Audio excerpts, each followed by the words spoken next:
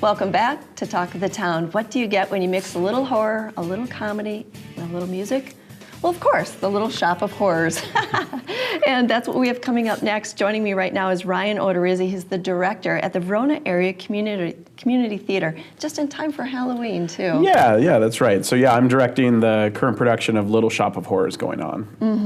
I'm thinking right away, I'm actually kind of chuckling, thinking back to Little Shop of Horrors. You have some big shoes to fill. Frank Oz directed that with Rick Moranis and Steve Martin, John Candy. Yeah, it's funny. The movie is one of my favorites, and I'm usually, on stage with Verona. So this will be my first time directing with them, and this is that's one of my all-time favorite movies. So congratulations. It's fun to be around. Yeah. What can you tell us about the production? Well, so it's going to be a little bit different than what people are used to in the sense, usually when you see Little Shop of Horrors, you see Audrey in a blonde bob and it's 60s and stuff like that.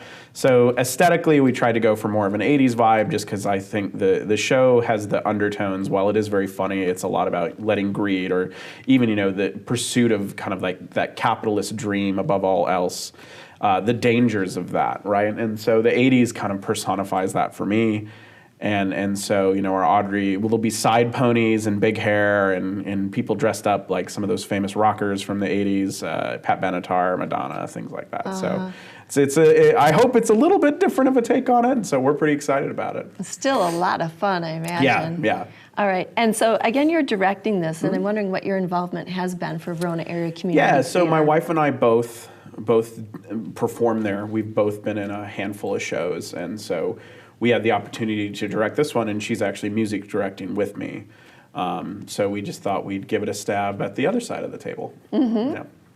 Again, big shoes to fill. Yeah. It sounds like it's so much fun, though, and why do you think people should come? Well, if you look around right now, you'll see, I think, 3 different productions of Little Shop going around the same few months. I think one's already happened at UW that they're revamping again this year. Ours is going to definitely have a different aesthetic to it. There's going to be some really interesting set pieces.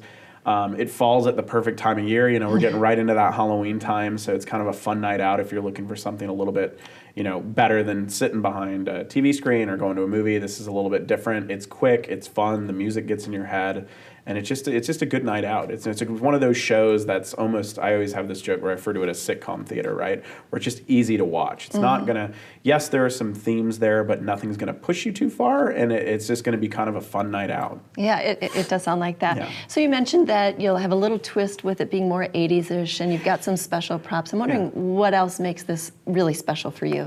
Well, so for me personally, it's the first time I've directed something in probably 10 years, and so that's really exciting for me personally. From the aspect of the show, I think the aesthetics, you get so used to seeing the same thing over and over again.